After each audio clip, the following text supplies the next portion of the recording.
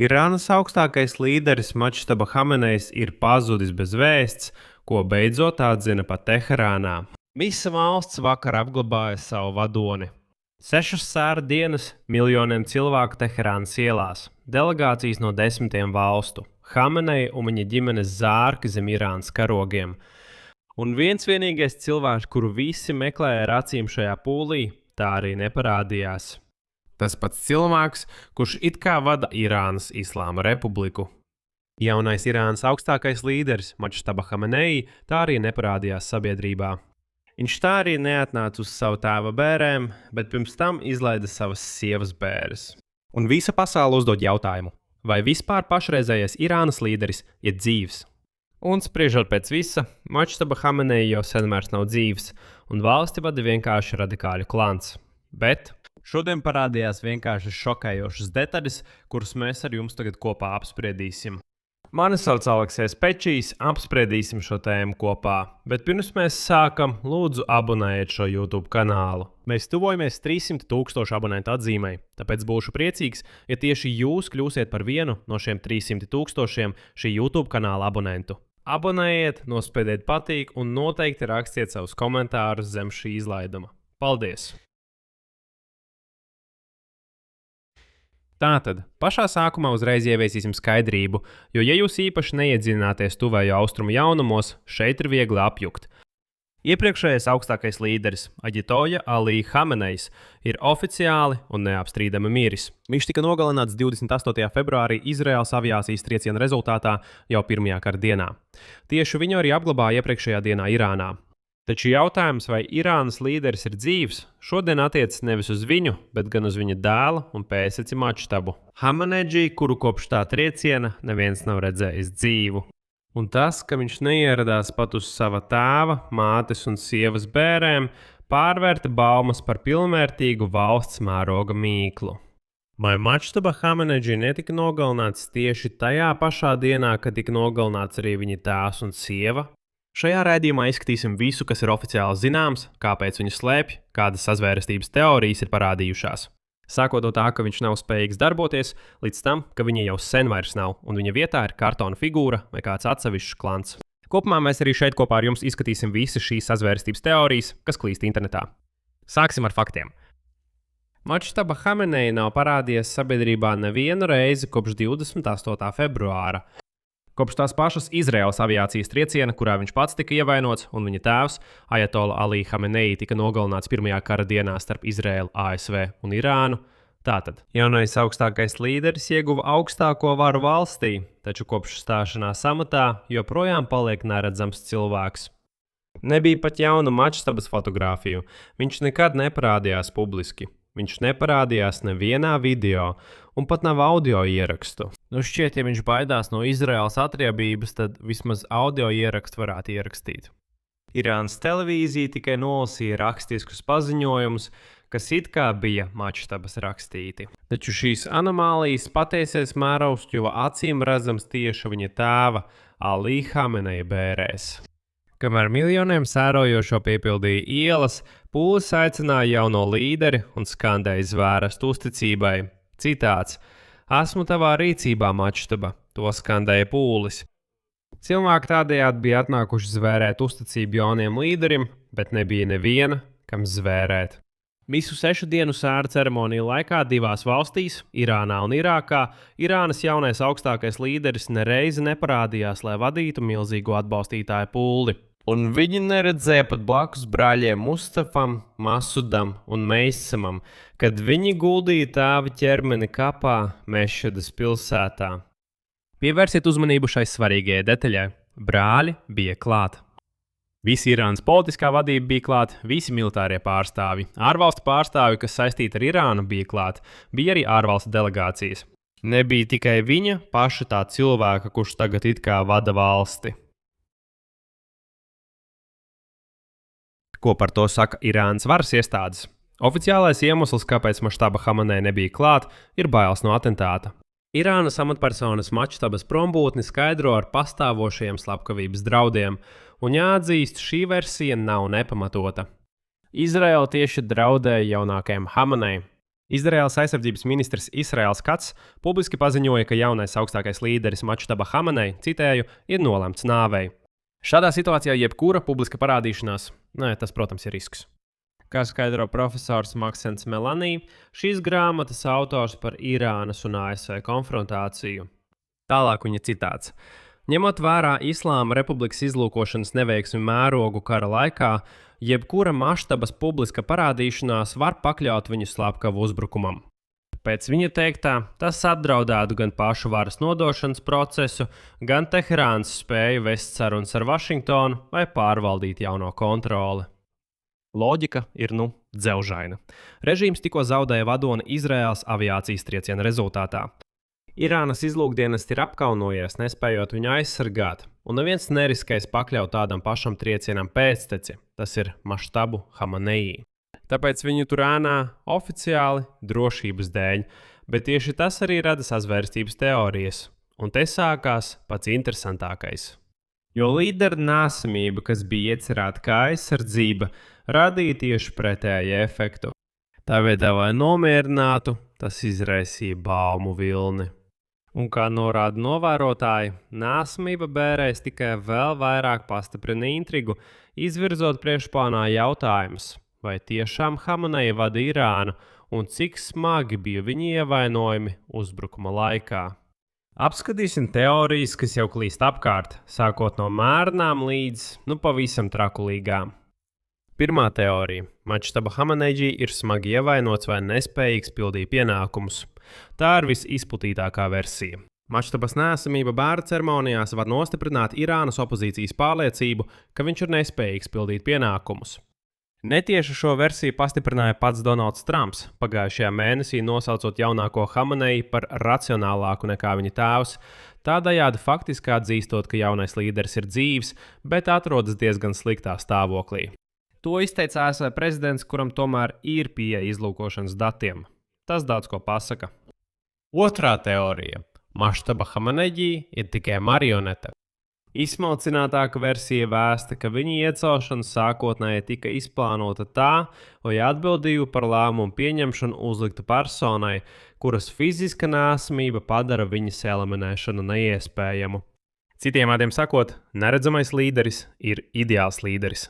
Viņu nevar nogalināt, jo viņš it kā nemaz neeksistē. Un viņš valda no ēnas, bet īsto lēmumu pieņem kāds cits. Lūk, bet ja kas vienmēr var teikt, ka lēmumu pieņēma Mačtaba Hamanei.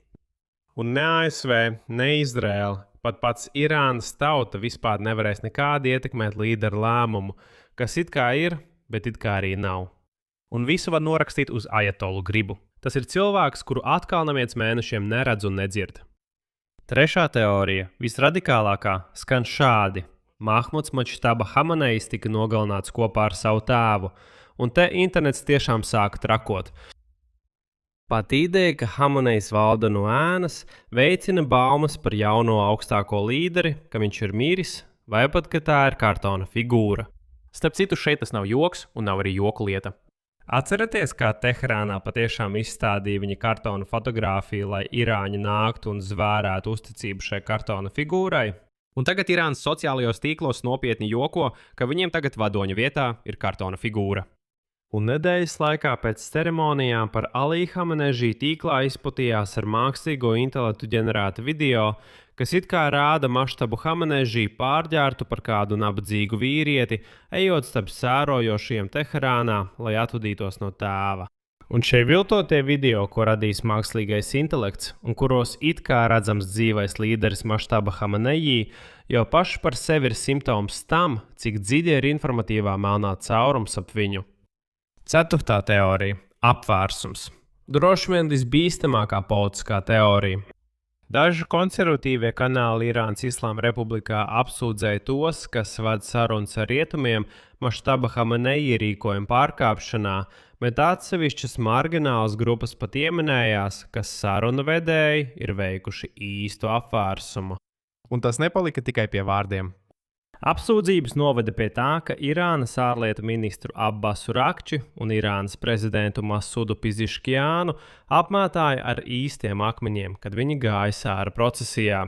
Par to es jau esmu stāstījis. Atkal, diemžēl, es nevaru rādīt šos kadrus YouTube, bet jūs paši varat tos atrast, ja ļoti vēlēsieties. Ak, tas bija aizvakar. 8. jūlijā tiešām. Rakčs un Piziškjāns gāja atvadu procesijā, kad pēkšņi uz viņiem sāka uzbrukt mest akmeņus, apsardze mēģināja viņus no turienes izvilkt. Viņus apsūdzēja par to, ka viņi ir nodevuši Irānu, nodevuši ajatollu, veikuši varas apvērsumu, iespējams pat nogalinājuši Mačtabu. Un, īsāk sakot, tagad viņi vada aizkulisku sarunas ar rietumiem.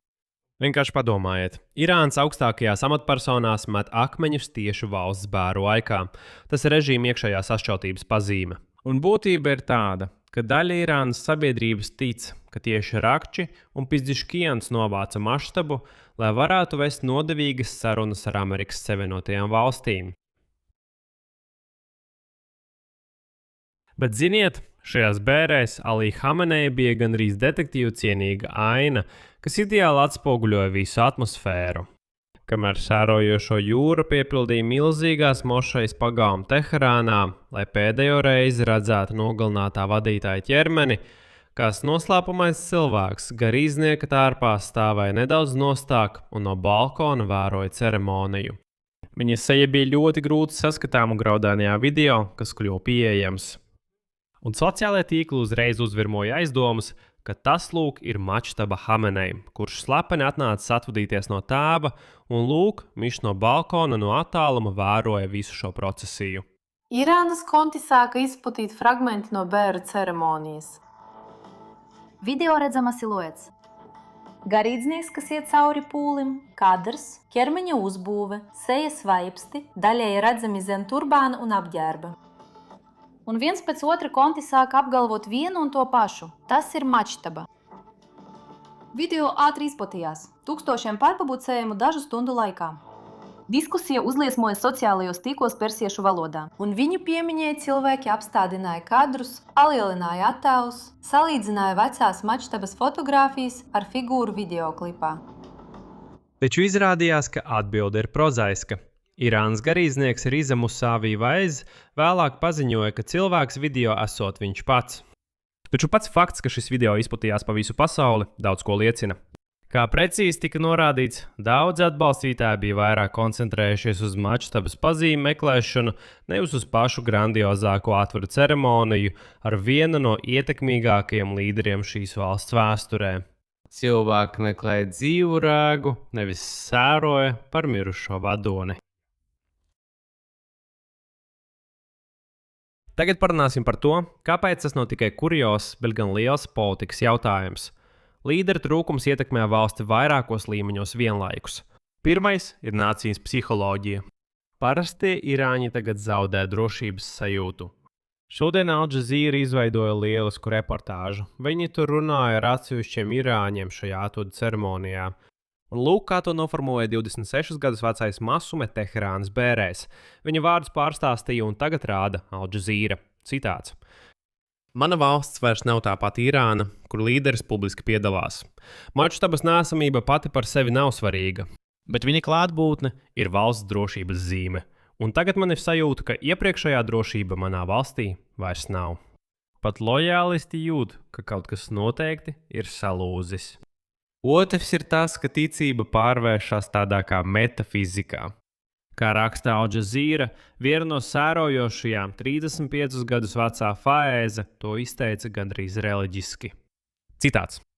Tas, ka jauno līderi vēl nav redzējuši, viņai ir kā ticība mistiskajam vai slēptajam šītu imamam vai pat dieva eksistencei. Tas, ko tu neredzi, bet kam tu tici. Tātad režīmam nākas pārdot šo neredzamo vadoni kā ticības objektu. Tipa, jā, neviens nav redzējis, nav dzirdējis, nezinu, kur viņš ir vispār, bet jums ir jātic, ka Mačtaba Hamenejs pastāv un vada valsti. Tas darbojas pārliecinātiem, fanātiķiem, bet tas atver šaubu durvis visiem pārējiem. Trešais un režīmam visbīstamākais ir tabu erozija. Pat starp visstingrākajiem režīma atbalstītājiem Mačtabas Hameneja prombūtne var iesēt šaubas un atvērt telpu kādreiz aizliegtai kritikai, ņemot vērā iekšējās nesaskaņas ap diplomātiju ar Vašingtonu, ko visstingrāk noraida radikālākās frakcijas. Un tas ir tieši saistīts ar to, par ko mēs runājam iepriekšējos raidījumos. Tieši Irānas radikāļi izjauc darījumu ar ASV, veicot uzbrukumus Ormuza šaurumam. Neredzamais līderis nevar ne viņus apturēt, ne ieslodzīt, ne svētīt, un varas vakumu aizpilda haoss. Tagad secinājums. Oficiāli Irānas līderis ir dzīvs. Varas iestādes apgalvo, ka Mahmuds Mačtuba Hamenejs ir dzīvs un vienkārši slēpjas no Izraēlas slepkavām, bet Donalds Trumps, kuram ir pieejama izlūkošana, to netieši apstiprina, sakot, ka viņš ir dzīvs, bet sliktā stāvoklī. Tieši pierādījumi par Mahmuda Mačtubas Hameneja nāvi nav, bet, un tajā ir visa būtība, režīms pats sevi ir iedzinis slazdā. Paslēpjot Mahmudu Mačtubu Hameneju viņa drošības dēļ, režīms radīja ideālus apstākļus baumām, ka līderis jau sen vairs nav dzīvs. Nevienas dzīves parādīšanās 4,5 mēnešu laikā. Savā tēva bērēs neierašanās, noslēpumainas figūras uz balkoniem, video, ko izveidojis mākslīgais intelekts. Mēmi par kartona vadoni, akmeņi, kas tiek mēsti ministra un prezidenta virzienā, un čuksti par to, ka it kā valstī jau sen ir noticis apvērsums. Kad valsts nevar vai arī negrib parādīt pasaulē dzīvu valdnieku, tā faktiski atzīst, ka vara valstī balstās uz tukšumu, kas ir aizsegts ar aklu ticību. Un finālais paradoks. Nav pat svarīgi, vai Mahmuds Mačtuba Hamenejs ir dzīvs vai nav.